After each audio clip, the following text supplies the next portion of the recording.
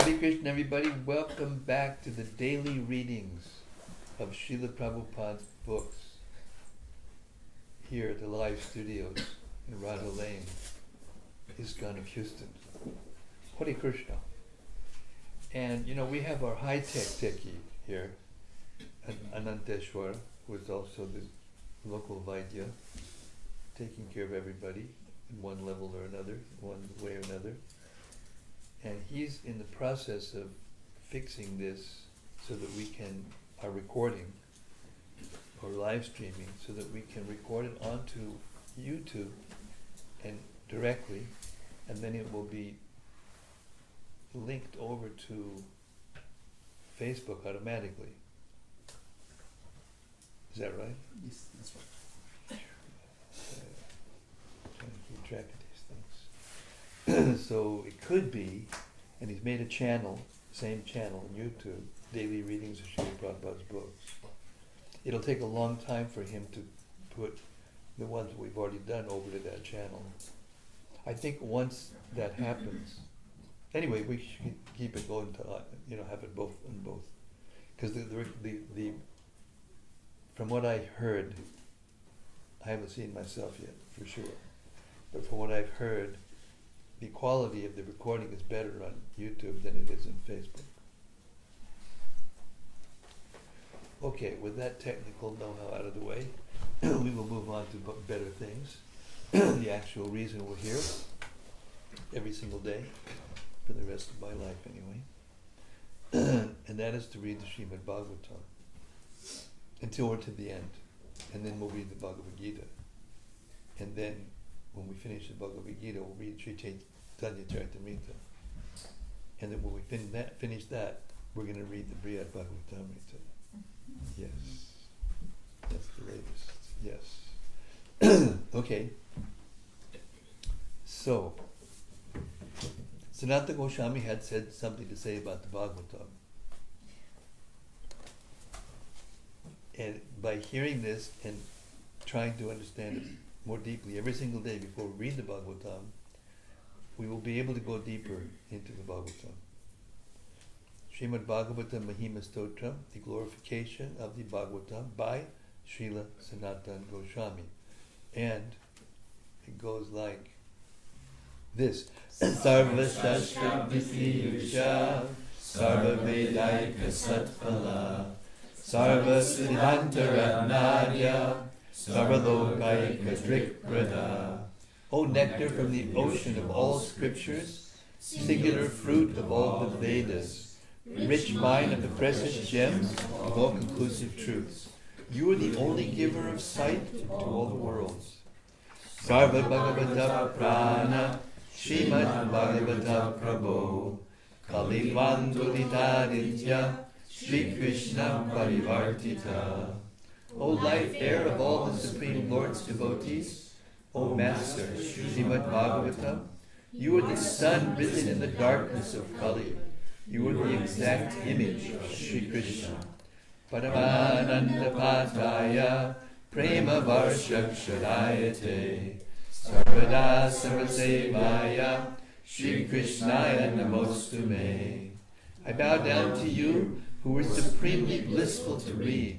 Your every syllable pours down a flood of prema. You can always be served by everyone. You are Sri Krishna himself.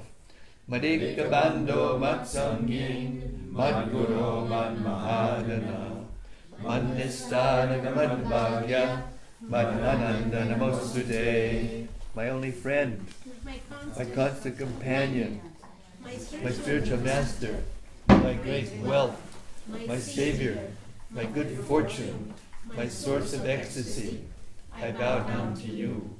Asadu sadhu tadayin adinicho chitakara hanamuncha kadachinmam premna ritkandayospura.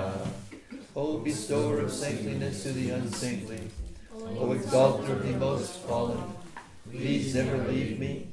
Always appear in my heart and my voice with pure love. Om Namo Bhagavate Vasudevaya. Om Namo Bhagavate Vasudevaya. Om Namo Bhagavate Vasudevaya. Om Namo Bhagavate Vasudevaya. Om Namo Bhagavate Vasudevaya. Om Namo Bhagavate Vasudevaya. I hope you heard all that because I just forgot to put the lapel thing on the lapel. I don't have a lapel actually, but on my uttariya. This is called an uttariya. Yeah, uttariya. Up, top piece. Uttar means up, upper. Uttariya. And this is what we do with it. We go to everybody and we get alms. Okay. You should be able to hear me better now. But even from a distance, at least you heard that prayer. Okay. Srimad-Bhagavatam.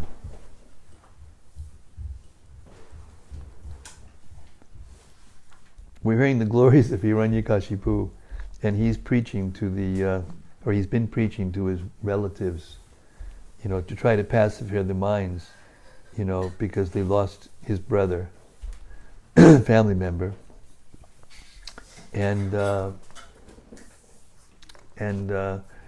he was preaching, Vedic philosophy. You're not the body, don't be disturbed. Material existence is temporary anyway. So we learned a lot. We learned that even the biggest demons in the world, in the Vedic culture, they knew things. They weren't just complete blubbering idiots. They knew things. So therefore, the lesson is, it's not what you know, it's what you are. So we have to act on what we know. Okay. We're on text 37, second chapter of the 7th canto. Shri Yamaraj said, "Alas, how amazing it is. These persons who are older than me have full experience that hundreds and thousands of living entities have taken birth and died." Oh, I'm sorry. We've changed now, haven't we? No, Hiranyakasipu is telling the story of Suyagya.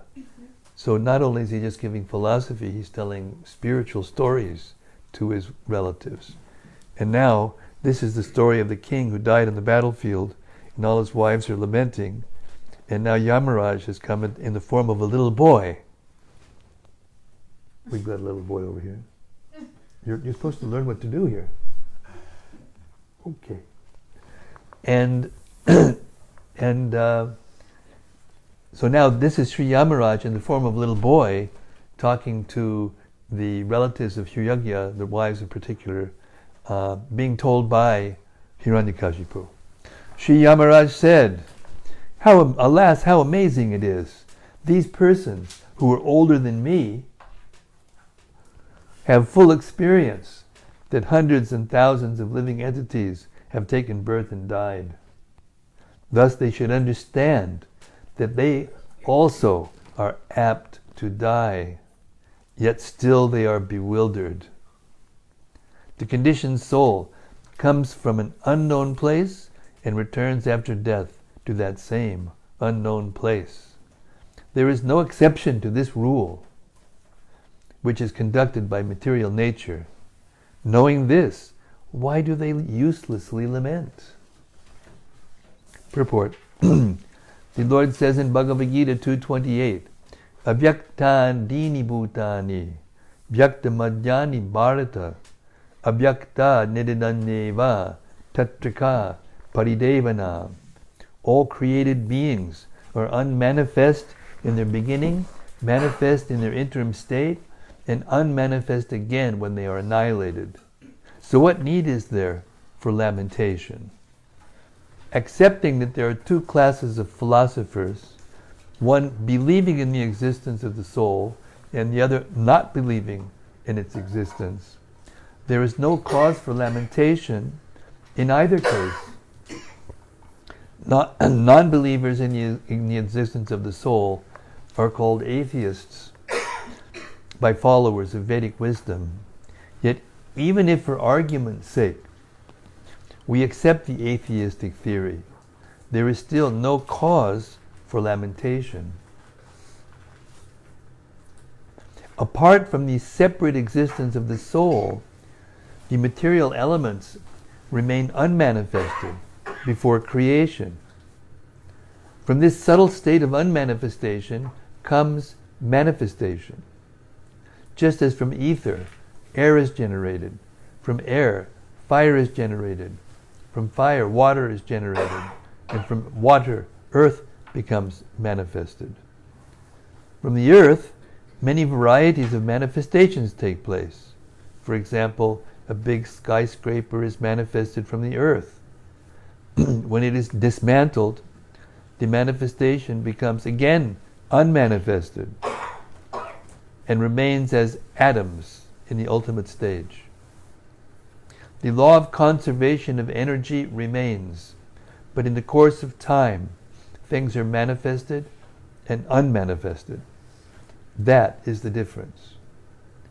Then what cause is there for lamentation in either manifestation or unmanifestation? Somehow or other, even in the unmanifested stage, things are not lost.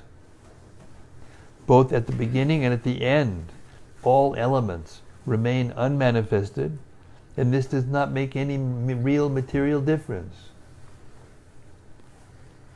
If we accept the Vedic conclusion as stated in the Bhagavad Gita, Antavanta ime deha, that these material bodies are perishable in due course of time, nityas yokta sharirina, but that the soul is eternal, then we must remember always that the body is like a dress.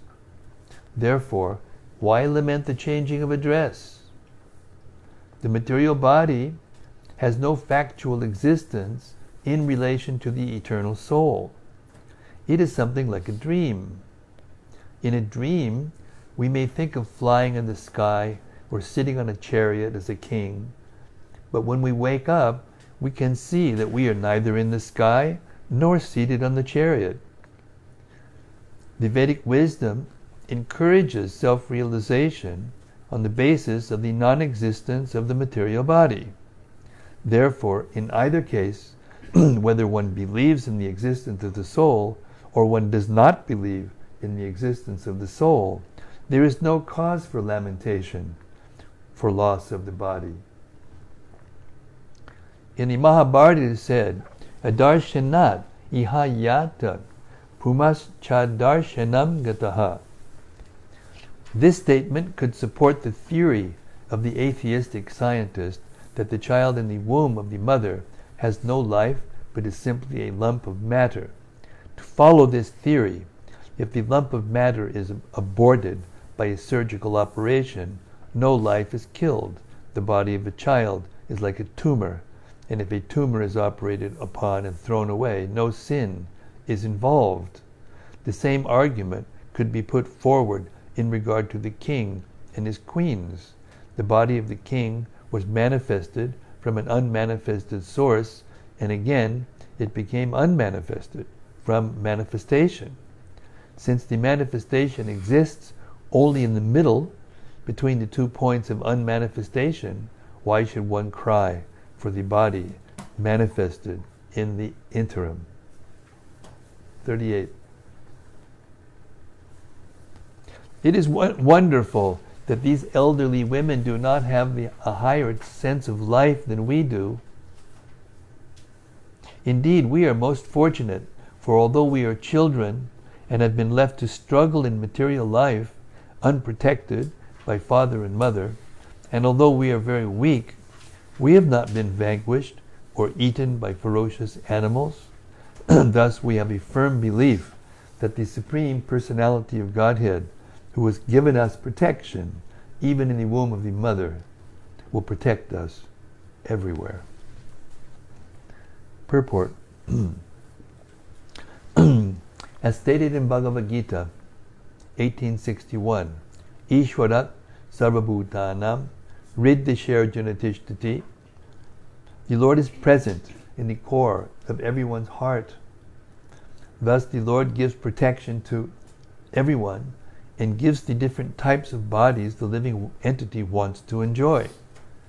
Everything is done by the order of the Supreme Personality of Godhead. Therefore, one should not lament the birth and death of a living being, which have been arranged by the Supreme Lord. Lord Krishna says in Bhagavad Gita 15:15, Sarvasya chaham ridisanavisto matak smritir jnanam apodam cha. I am seated in everyone's heart, and from me come remembrance, knowledge, and forgetfulness. One must act according to the direction of the Lord within the heart, but because the conditioned soul wants to act independently, the Lord gives him the facility to act and experience the reactions. The Lord says, Sarva dharman parityaja mam ekam sharanam braja. Give up all other duties and simply surrender unto me. One who does not abide by the orders of the Supreme Personality of Godhead is given the facility to enjoy this material world. Instead of restricting him, the Lord gives the conditioned soul the opportunity to enjoy, so that by mature experience, after many, many births, bahunam janmanamante, he will understand that surrender to the lotus feet of Vasudeva is the only duty of all living beings. Text 39. The boy addressed the women. O weak women, only by the will of the Supreme Personality of Godhead, who is never diminished, is the entire world created, maintained, and again annihilated. This is the verdict of the Vedic knowledge. This material creation, consisting of the moving and non-moving, is exactly like his plaything. Being the Supreme Lord, he is completely incompetent to destroy and protect. This is very hard to understand. Here's Hiranyakasipu is glorifying the Supreme Personality of Godhead, just for his own purpose, to satisfy his relatives, but not really, just to make them feel better. That's all. Purport. In this regard, the queens might argue, if our husband was protected by the Supreme Personality of Godhead when in the womb, why has he not been given protection now?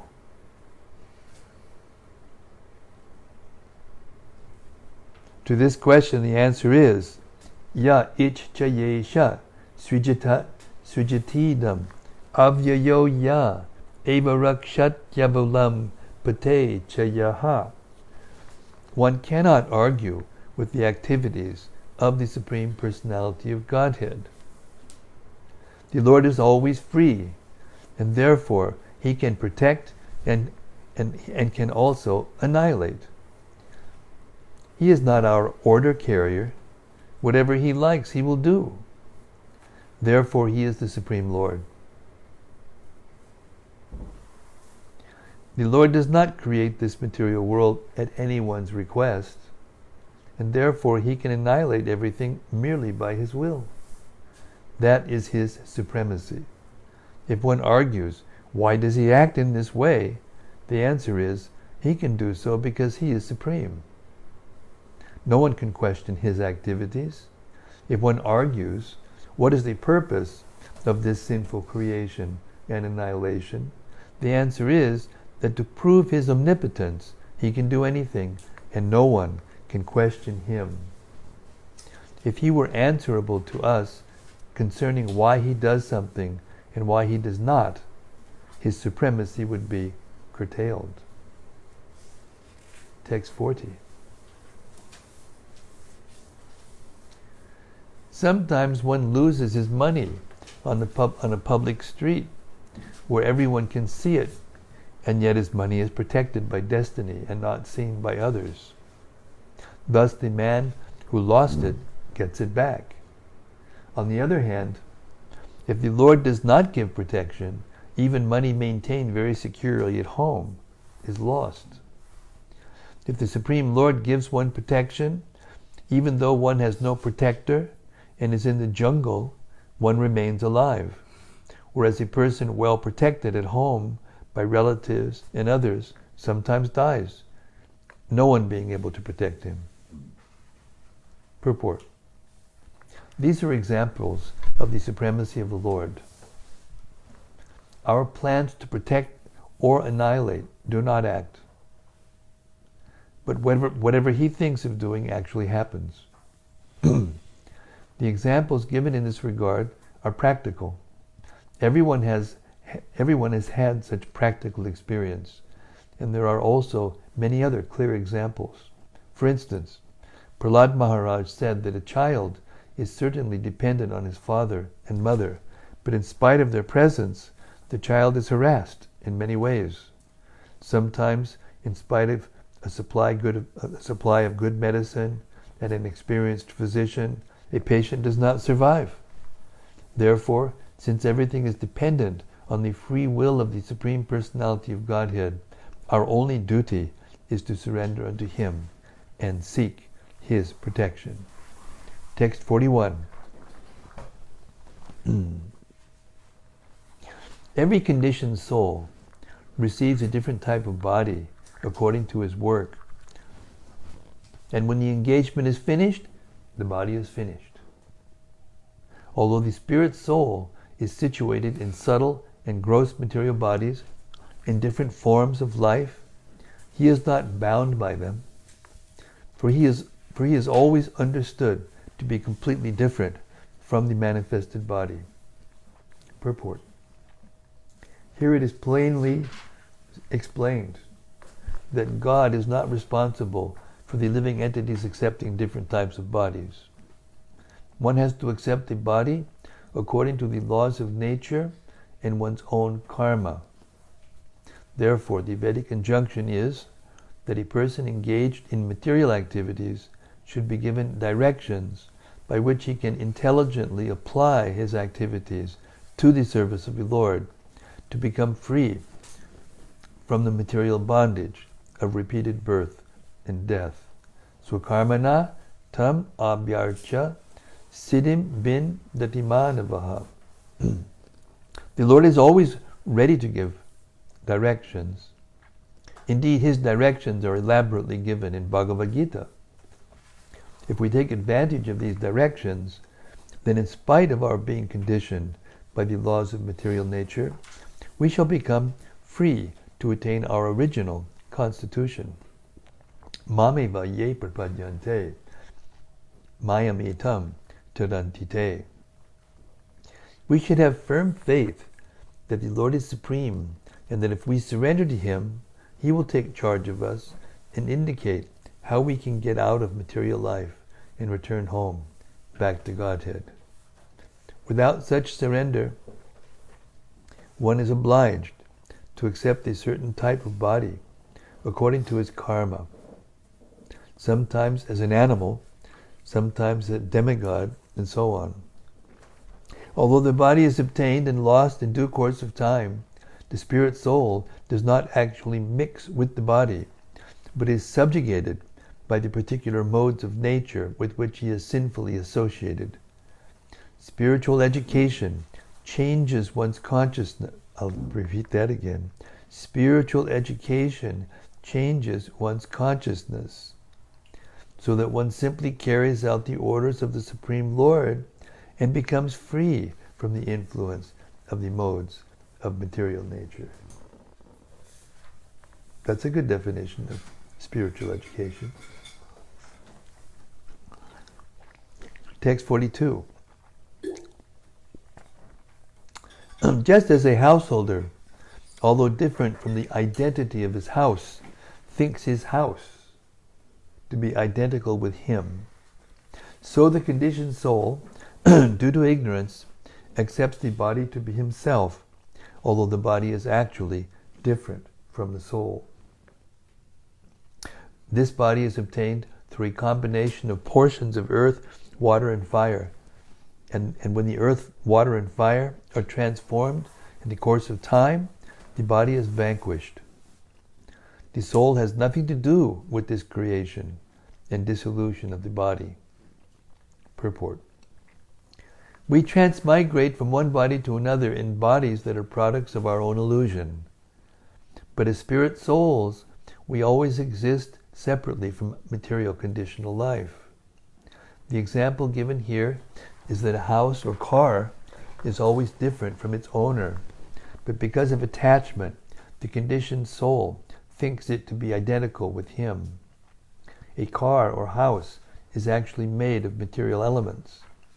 As long as the material elements combine together properly, the car or house exists, and when they are disassembled, the house or the car is disassembled. The spirit soul, however, always remains as he is. Text 43. As fire, although situated in wood, is perceived to be different from the wood, as air, although situated within the mouth and nostrils, is perceived to be separate, and as the sky, although all-pervading, never mixes with anything, so the living entity, although now encaged within the material body, of which it is the source, is separate from it. Purport. In Bhagavad Gita, the Supreme Personality of Godhead has explained that the material energy and spiritual energy both emanate from Him. The material energy is described as Me Bina Prakritir Ashtada, the 8 separated energies of the Lord. But although the 8 gross and subtle material energies, namely earth, water, fire, air, ether, mind, intelligence, and false ego, are stated to be Bina, separate from the Lord, actually they are not. As fire appears separate from wood, and as the air flowing through the nostrils and mouth of the body appears separate from the body, so the Paramatma, the Supreme Personality of Godhead, appears separate from the living being, but is actually separate and not separate simultaneously. This is the philosophy of Achintya Bheda Tattva, propounded by Sri Chaitanya Mahaprabhu. According to the reactions of karma, the living being appears separate from the Supreme Personality of Godhead, but actually he is very intimately related with the Lord. Consequently, even though we now seem neglected by the Lord, He is actually always alert to our activities. Under these circumstances, therefore, we should simply depend on the supremacy of the Supreme Personality of Godhead and thus revive our intimate relationship with Him. We must depend upon the authority and control of the Supreme Personality of Godhead. Text 44. Yamaraj continued, O lamenters, you are all fools. The person named Suyagya, for whom you lament, is still lying before you and has not gone anywhere. Then what is the cause for your lamentation? Previously, he heard you and replied to you, but now, not finding him, you are lamenting. This is contradictory behavior, for you have never actually seen the person within the body who heard you and replied. There is no need for your lamentation, for the body you have always seen is lying here. That's one of Prabhupada's favorite analogies in his preaching. Got it from Hiranyakasipu. This instruction by Yamaraj in the form of a boy, because he's preaching to us anyway, this instruction by Yamaraj in the form of a boy is understandable even for a common man. A common man who considers the body the self is certainly comparable to an animal. Yasyatma buddhi, kunape, tridhatuke, saeva gokara. But even a common man can understand that after death a person is gone. Although the body is still there, a dead man's relatives lament that the person has gone away. For a common man sees the body, but cannot see the soul. As described in Bhagavad Gita, Dehino sminyata dehe. The soul, the proprietor of the body, is within. After death, when the breath within the nostrils is stopped, one can understand that the person within the body, who was hearing and replying, has now gone. Therefore, in effect, the common man concludes that actually the spirit soul was different from the body and has now gone away. Thus, even a common man, coming to his senses, can know that the real person who was in the body, was hearing and replying, was never seen. For that which was never seen, I'll read that again. Thus, even a common man, coming to his senses, can know that the real person who was within the body and was hearing and replying was never seen. For that which was never seen, what is the need of lamentation? Text 45. In the body, the most important substance is the life air. But that also is neither the listener nor the speaker. Beyond even the life air, the soul also can do nothing, for the supersoul is actually the director, in cooperation with the individual soul.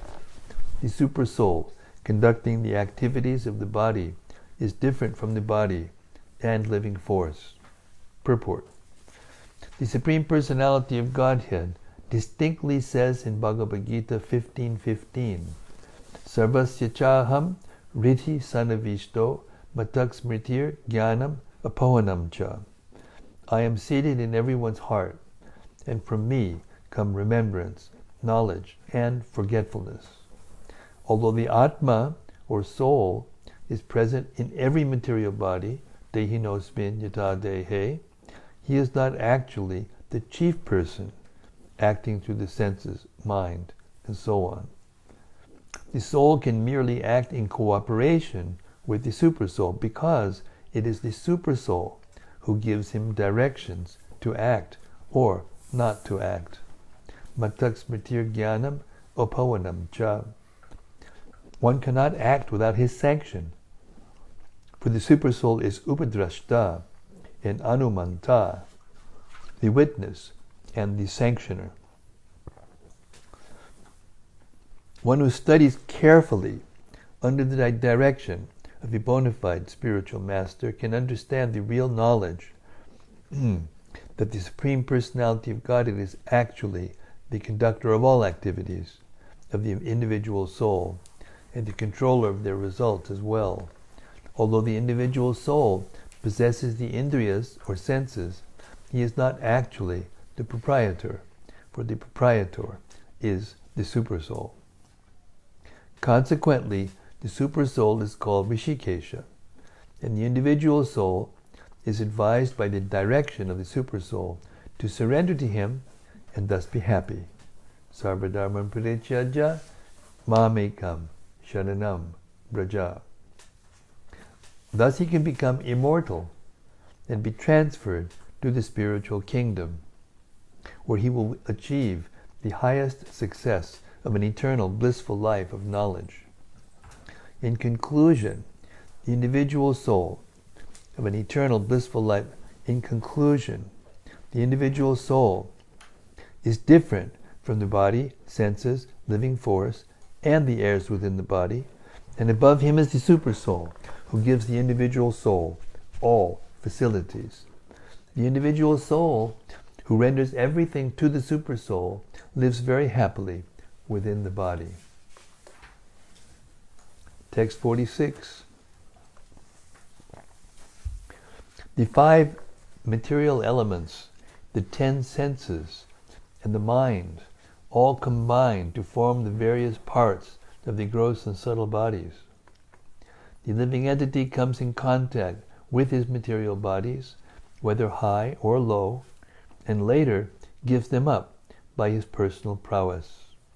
This strength can be perceived in a living entity's personal power to possess different types of bodies. Let's hear that again. This strength Well, let's hear it from the beginning. The living entity comes in contact with his material bodies, whether high or low, and later gives them up by his personal prowess. This strength can be perceived in a living entity's personal power to possess different types of bodies. Purport. The conditioned soul has knowledge, and if he wants to fully utilize the gross and subtle bodies for his real advancement in life, he can do so. It is therefore said here that by his high intelligence, Svena Tejasa, by the superior power of superior knowledge, achieved from the right source, the spiritual master or acharya, he can give up his conditional life in a material body and return home, back to Godhead. However, if he wants to keep himself in the darkness of this material world, he can do so.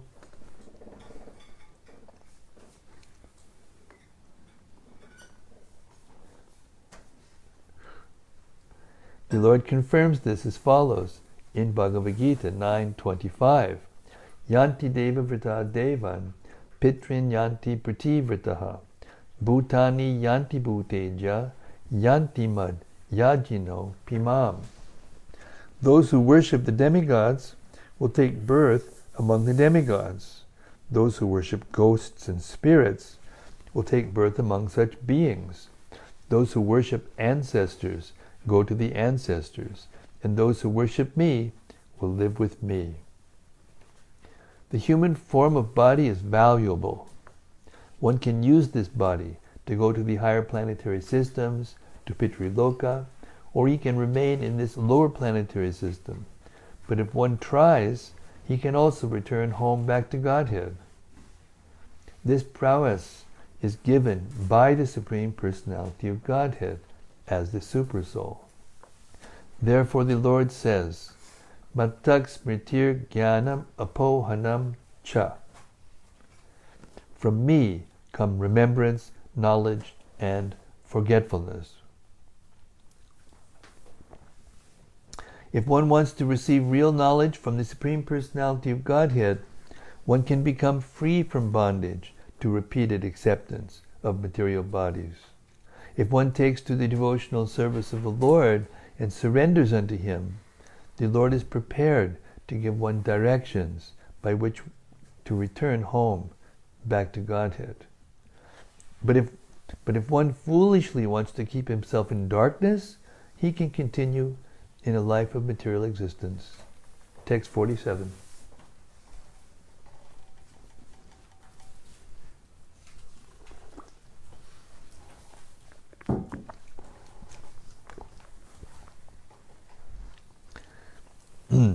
As long as the spirit soul is covered by the subtle body, consisting of the mind, intelligence, and false ego, he is bound to the results of his fruitive activities.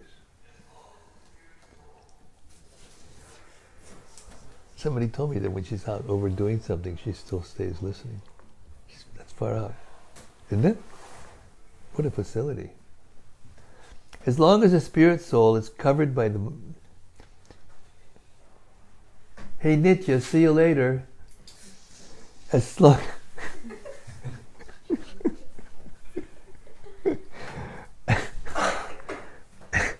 As long as the spirit soul is covered by the subtle body, consisting of the mind, intelligence, and false ego, he is bound to the results of his fruitive activities. Because of this covering, the spirit soul is connected with the material energy and must accordingly suffer material conditions and reversals continually, life after life. Purport. The living entity is bound by the subtle body, consisting of the mind, intelligence, and false ego. At the time of death, therefore, the position of the mind becomes the cause for the next body. As confirmed in Bhagavad Gita, Yam Yam Vapi Smaran Bhavam Tyajanti Kalevaram. At the time of death, the mind sets the criterion for a spirit soul's being carried to another type of body. If a living being resists the dictation of the mind and engages the mind In the loving service of the Lord, the mind cannot degrade him. I'll read that one again. If the living being resists the dictation of the mind and engages the mind in loving service of the Lord, the mind cannot degrade him. There it is right there, kids. Black and white. How not to get degraded by the mind. Keep the mind engaged in devotional service of the Lord. The duty of all human beings, therefore, is to keep the mind always engaged at the lotus feet of the Lord. Savai mana Krishna padada vindayo. When the mind is engaged at the lotus feet of Krishna, the intelligence is purified, and then the intelligence gets inspiration from the Supersoul, Didami Buddhi Yogam Tam. Thus the living entity makes progress toward liberation from material bondage. The individual living soul is subject to the laws of fruitive activity, but the Supersoul, Paramatma, is not affected by the fruitive activities of the individual soul. As confirmed in the Vedic Upanishad, the Paramatma and the Jivatma, who are likened to two birds, are sitting in the body.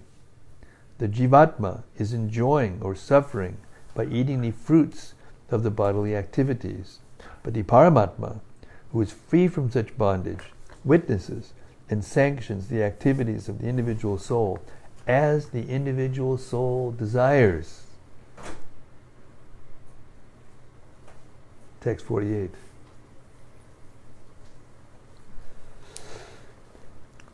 It is fruitless to see and talk of the material modes of nature and their resultant so-called happiness and distress as if they were factual.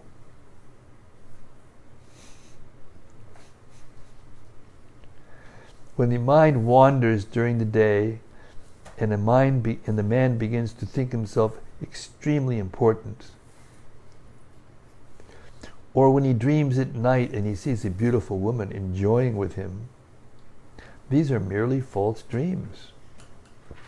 Similarly, the happiness and distress caused by the material senses should be understood to be meaningless. Purport. The happiness and distress derived from the activities of the material senses are not actual happiness and distress. Therefore, Bhagavad Gita speaks of happiness that is transcendental to the material conception of life. Sukham atyatikam yatad buddhigrayam atindriyam. When our senses are purified of material contamination, they become atindriya, transcendental senses. And when the transcendental senses are engaged in the service of the master of the senses, Rishikesha, one can derive real transcendental pleasure. Whatever distress or happiness we manufacture by mental concoction through the subtle mind has no reality, but is simply a mental concoction. One should therefore not imagine so-called happiness through mental concoction. Rather, the best course is to engage the mind in the service of the Lord, Rishikesha, and thus feel real blissful life.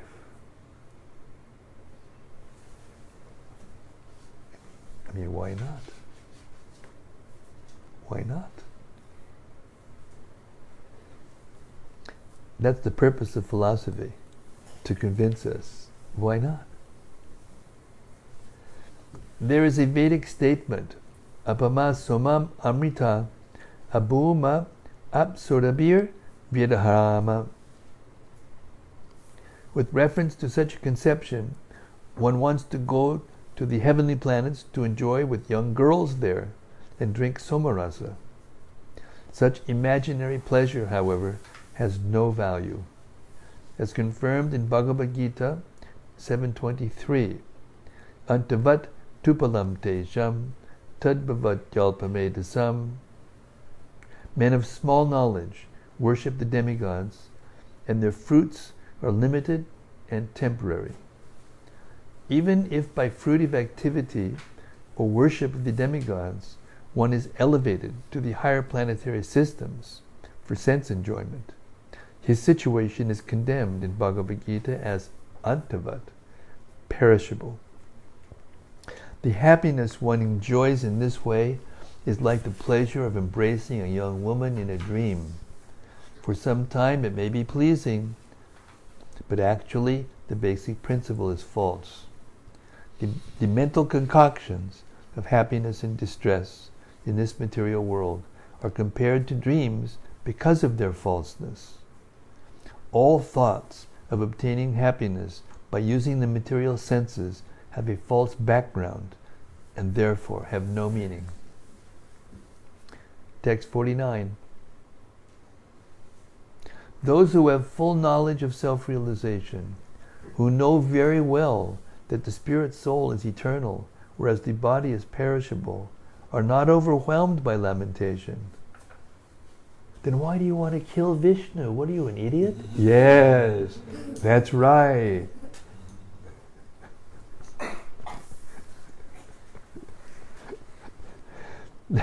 Those who have full knowledge of self-realization, who know very well that the spirit soul is eternal, whereas the body is perishable, are not overwhelmed by lamentation. But persons who lack knowledge of self-realization certainly lament.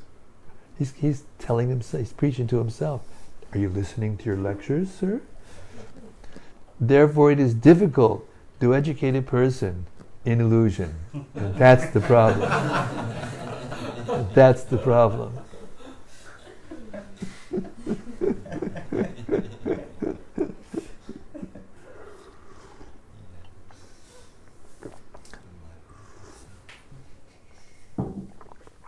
Purport.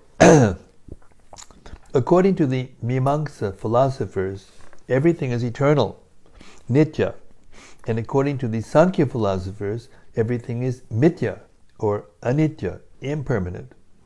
Nonetheless, without real knowledge of Atma, the soul, such philosophers must be bewildered and must continue to lament as Shudras. Srila Shukadev Goswami therefore said to Parikshit Maharaj, Shrotavyadini Rajendra Nrinam Santi Sahasrashaha Apashyatam Atmatatvam Griheshu Grihamedinam. Those who are materially engrossed, being blind to knowledge of the ultimate truth, have many subjects for hearing in human society, O Emperor. Bhagavatam 2.1.2.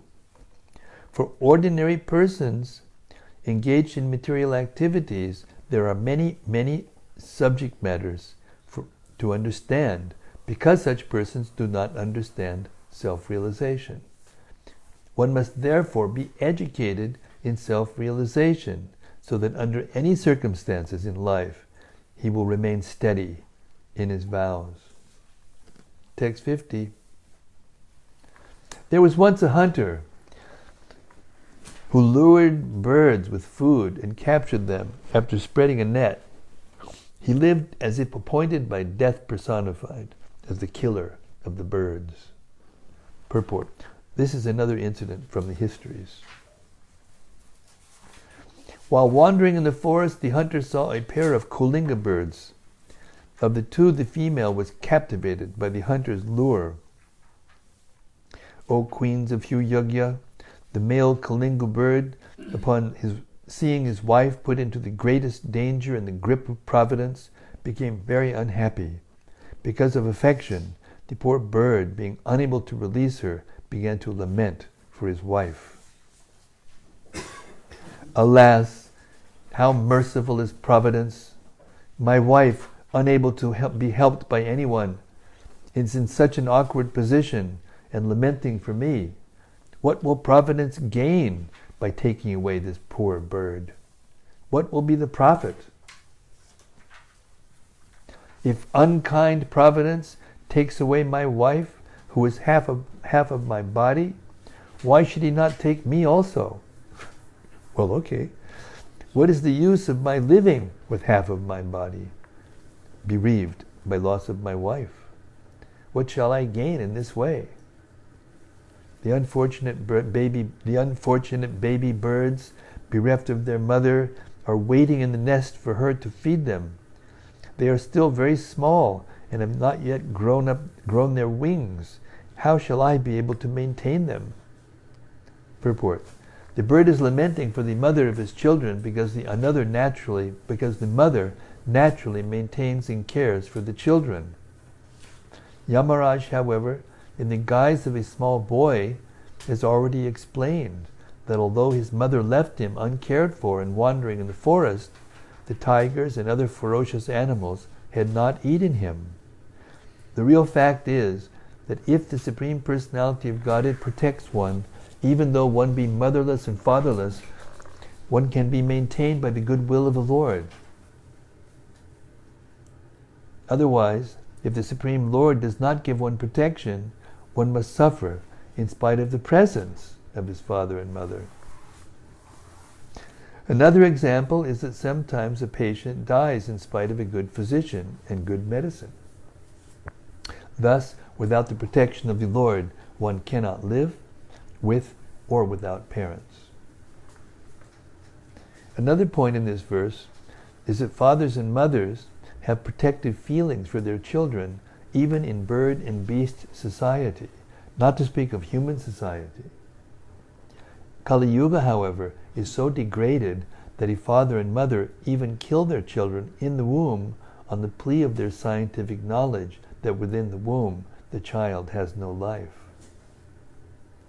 Prestigious medical practitioners give this opinion.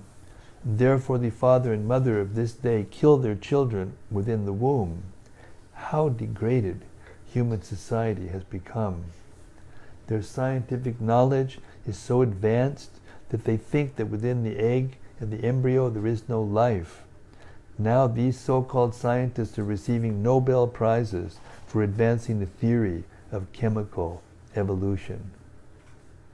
But if chemical combinations are the source of life, why don't the scientists manufacture something like an egg through chemistry and put it in an incubator so that a chicken will come out?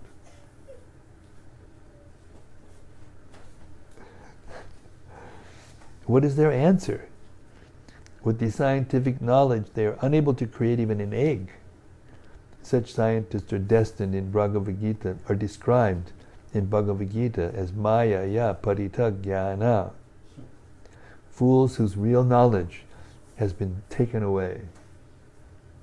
They are not men of knowledge, but they pose as scientists and philosophers, although their so-called theoretical knowledge cannot produce practical results. We'll stop there. Hare Krishna. Hiranyakasipu ki jai. And the moral of the story is, when we preach, we should listen to our own lectures.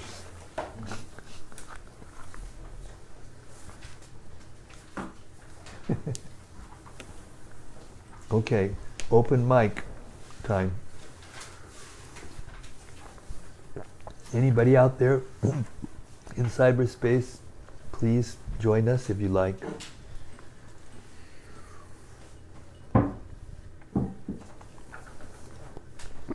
Yes, Pranita. Runa is going to start it off today. Hare Krishna. Hare Krishna. I was appreciating hearing about, the mind taking over and then basically subduing the mind by engaging in constant devotional service. And I was thinking, sounds good, but then, as soon as we leave this room, or even maybe before that, basically my question is, when we're hearing, how can we really take it deeper to be able to really apply it? Well, the question is, actually, how can I be sincere? That's the question. How can I be sincere? And when Prabhupada was asked that question, do you know what he said? Do you remember? Be sincere.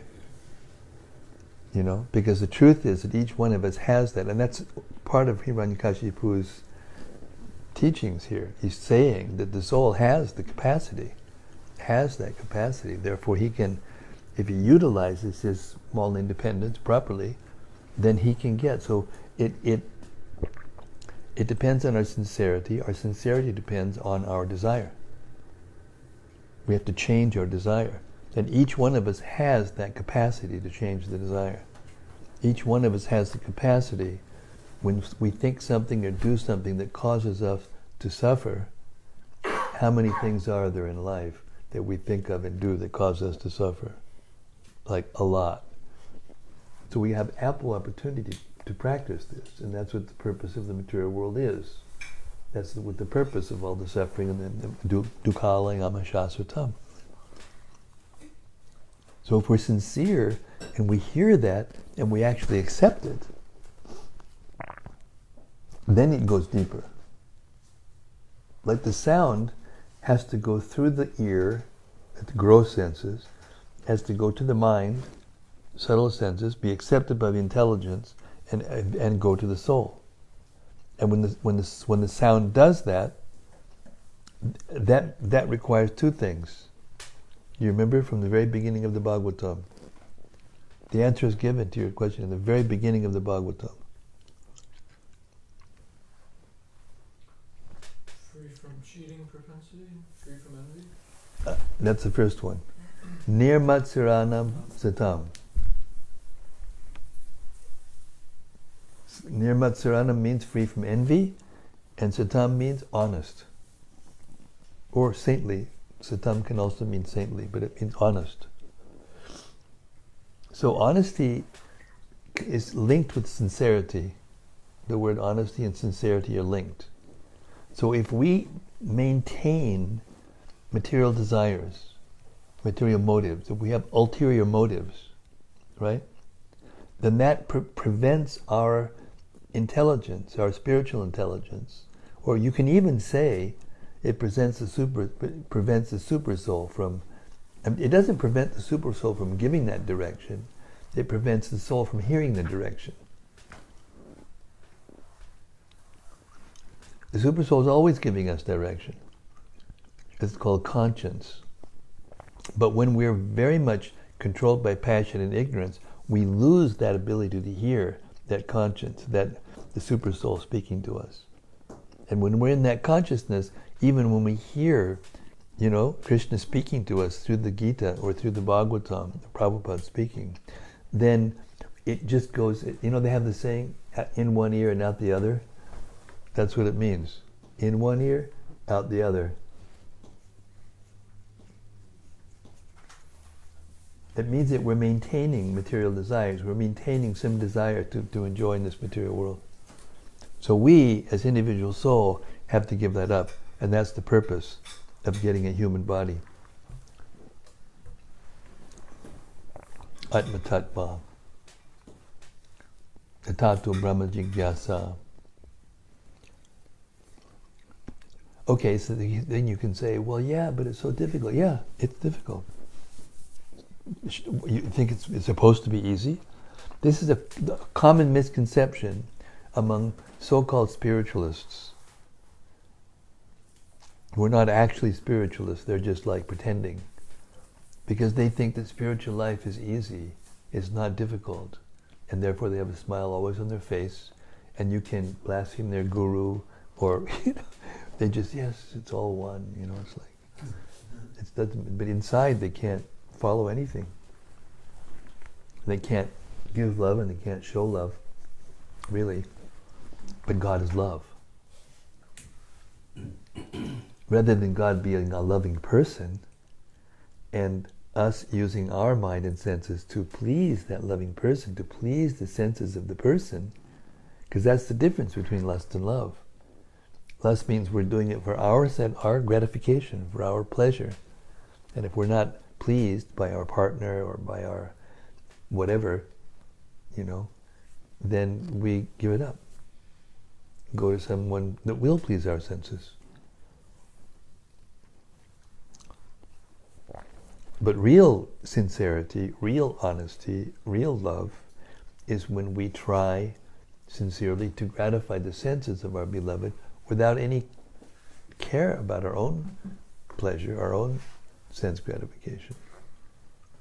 But then when we do that with Krishna, by this magical, and I don't mean the term magical doesn't mean, magical is imagination. It means like when we don't understand something, then we think it's magical.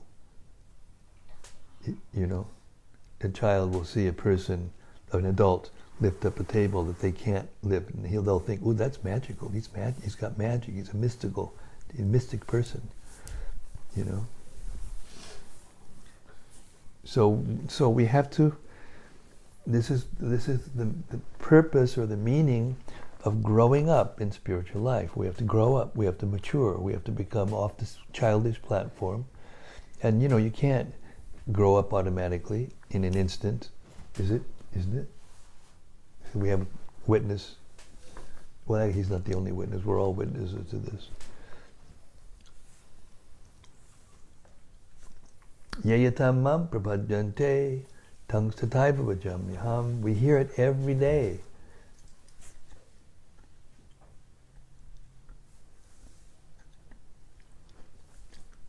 So if we channel our energy into get something for ourselves, and we don't channel our energy into give the Lord something that pleases Him, in our case, in the Christian consciousness movement, especially the deity worship, but also, even more important, is to try to help other people be happy. Try to help other people come to Krishna consciousness. And it's hard, isn't it? I mean, here we are. Look this is such nectar. This knowledge is so deep. It's so satisfying, and yet there's only a few of us who want to come and hear. And that's not wrong. It's natural.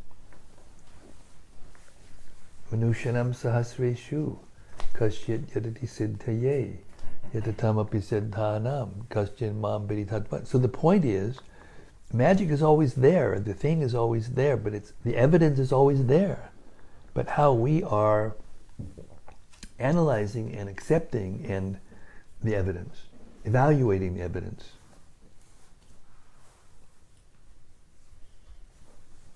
Prabhupada says many times, over and over, that takes a little intelligence. And that intelligence comes from the Super Soul, as we've been hearing from Hiranyakasipu. Hare Krishna. So that's how. Each soul has the capacity to change its desire. But that capacity comes from hearing from the transcendental source outside of the action reactions of material nature.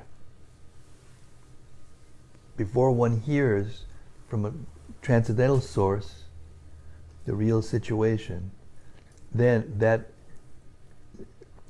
ability to choose or ability to accept and reject is all dovetailed towards the material nature. And therefore spend all our energy getting this computer instead of another one, or wearing this color instead of another one, or whatever. These are all external things.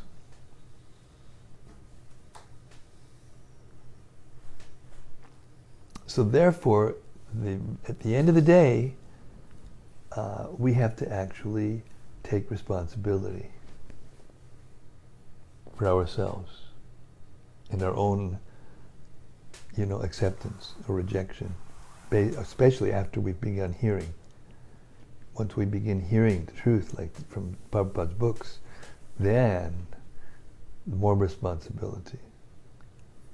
And if we hear and hear and hear and don't accept or think we accept, like Hiranyakasipu, this guy's telling these deep spiritual truths and we're going, yeah. And then he says, so don't be an illusion. And it's so funny. It's so funny. And he's talking about Vishnu, and he wants to chop his head off. I mean, it's just, that's insanity. So we have to give up our insanity. And Prabhupada said ultimately, and I've said this a lot of times lately, he only asks us to give up one thing. What was that? Huh? Suffering. Just give up your suffering. If you're so attached to your suffering that you think the suffering is enjoyment, it'll take a while. Then you have to get beat a little bit more by the material energy until you get the message,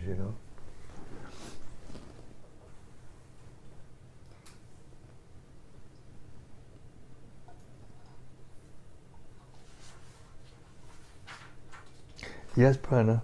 Next. Is that okay?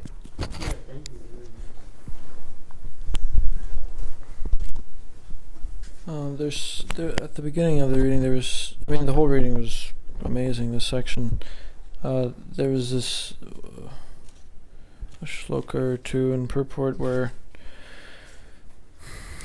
Yamaraj is saying how the Lord... it's in the purport. If our husband was protected by the Supreme Personality of Godhead when in the womb, why has he not been given protection now? And basically the answer was, one cannot argue with the activities of the Supreme Personality of Godhead. The Lord is always free.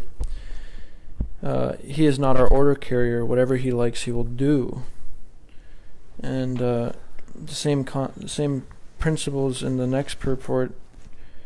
It's kind of concluded in an action point here. Therefore, since everything is dependent on the free will of the Supreme Personality of Godhead, there you go. Our only duty is to surrender unto Him and seek His protection. And my reflection is that I have a friend who was expressing to me that their spiritual master hasn't contacted them in like 6 months, and they feel disappointed, neglected, abandoned. And it's just interesting because the mentality of the devotee is that, it's our privilege to be able to serve the Guru and serve Krishna. And if we feel like, why am I not getting the attention? Why am I not getting what I need? It's kind of the wrong concept. It's the wrong paradigm. The perspective needs shifted, because really it's all dependent on the will of the Lord. So we serve the spiritual master in that mood that, it's the onus is on us to step forward. That's it. You're hitting all the buttons, right? The buttons. This is a very nice reflection. Very nice. Yeah, offer our service, because it's we have to do the initiative. We have to take the initiative. Why should we expect Krishna to come running after us? Well, Lord Chaitanya does. He even comes running after. Prabhupada said, Krishna's come, he's running after us, and we're getting drugged back to the spiritual world, and we're kicking all the way like a kid. No, I don't want to go. We're at the beach playing, and the father said, no, I have to go home. No, I want to go. I don't want to go. This is really nice. Because, then you think, the Supreme Lord, everything depends on the Supreme Lord, and you can't do anything without His mercy, and He's in control of everything. So therefore, Haribol, this is the Christian attitude. Jesus, you're on the cross, suffering up there, and we'll worship you while you're suffering on the cross. Rather than take Him down off the cross and taking care of, they're afraid of the Romans or the Jews or whatever. They don't want to take personal responsibility. It's really nice. Thank you very much for your reflection. It was very nice. You got right to the essence.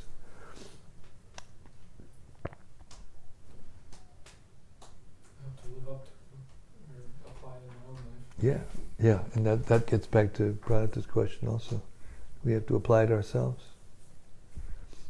But even if we can't, or even if whatever, if we keep trying to help others, and if you stop doing that, immediately your mind will become agitated and dissatisfied, and It comes right back to that verse I've been kind of like preaching from this verse for a long time, actually, because we're talking about how not to degrade one's mind.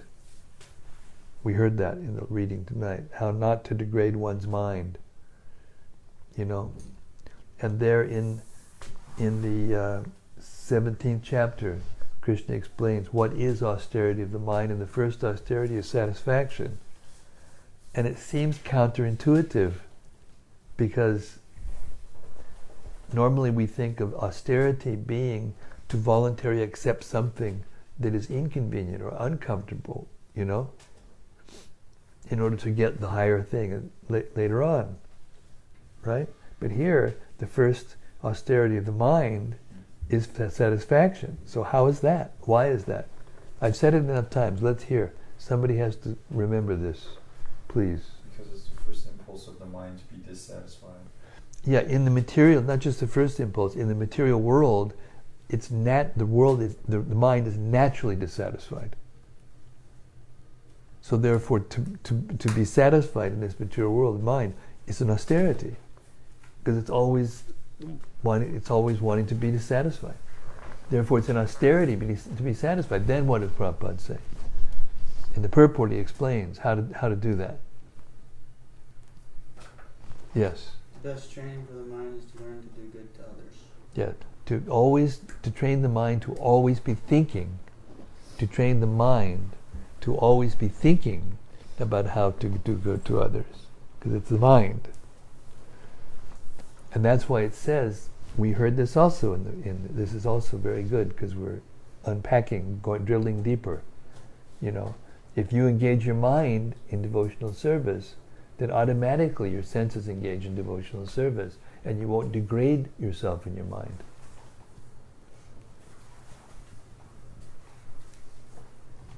It means it's the same thing as keeping the mind engaged in devotional service.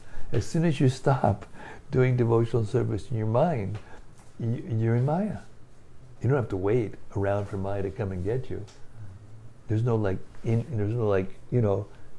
between place. You're just in limbo. I'm not in Maya. I'm not in Krishna consciousness. No, Prabhupada said it's like like there's a shadow, and there's a line of the shadow there. You're in there. You're not. It's like. So if you keep your mind always engaged in Krishna consciousness, then your senses will be engaged in devotional service. And how do you do that? Hare Krishna, Krishna Krishna, Hare Hare, Hare Rama, Rama Rama, Hare Hare. Potent medicine. Whether you understand it or not, if you take the medicine, it will work.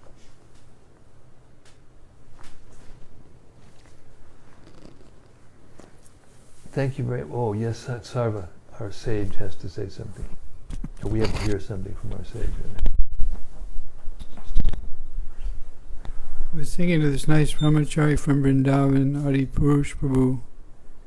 One time he said that when he takes a shower in the morning, I know that Ananteshwar doesn't favor cold showers, but he takes a cold shower, and as he's taking the cold shower, he's thinking of giving Krishna consciousness to other people. So somehow, this idea of helping, being in a service mood, somehow it's a way that he changes. So you're just putting on another level of austerity to the instruction to Krishna. You have to think that in a cold shower. But the fact is that thought is not that thought works whether you're in a cold shower or not. That's true. I mean, it's not a bad thing to do if you're taking a cold shower and you think like that. That's very good. But this works whether you're in a cold shower or not, because this is the austerity of the mind, to always think about doing good to others. Okay, I'm going to stop now. I'm going to get up and hopefully record tomorrow morning. Thank you, everyone, for your wonderful reflections and questions, and thank Hiranyakasipu for being such an idiot, that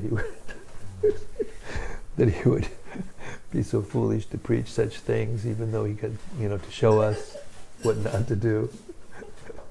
to tell us what to do and then do the opposite thing, which is what we shouldn't do, right? Okay, thank you so much, Hare Krishna. Srimad-Bhagavatam ki jai. Hiranyakasipu's teachings to his relatives ki jai. See you tomorrow night, 6:30, same time, same place. Gaur Premanandi, Hari Hari Bol. Thank you, Hare Krishna.